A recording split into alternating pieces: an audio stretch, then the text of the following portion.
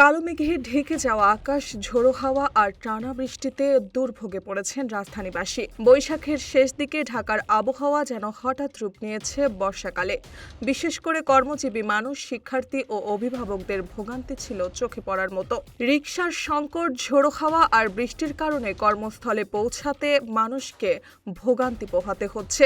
সকাল থেকে রাজধানীর বিভিন্ন এলাকায় থেমে থেমে বৃষ্টি, বজ্রধ্বনি ও দমকা হাওয়া দেখা যায়। কোথাও কোথাও সৃষ্টি হয়েছে জলাবদ্ধতা। আবহাওয়া অধিদপ্তর জানিয়েছে, দেশের ভেতরে সৃষ্ট বজ্রমেঘ ও সাগরে তৈরি হওয়া লঘুচাপের প্রভাবে এ বৃষ্টির সৃষ্টি হয়েছে।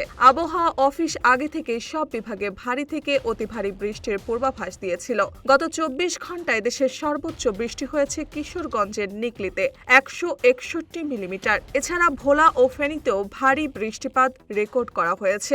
আবহাওয়াবিদদের মতে, রাজধানীতে দিনভর থেমে থেমে বৃষ্টি হতে পারে, তবে বিকেলের দিকে বৃষ্টির পরিমাণ কিছুটা কমতে পারে।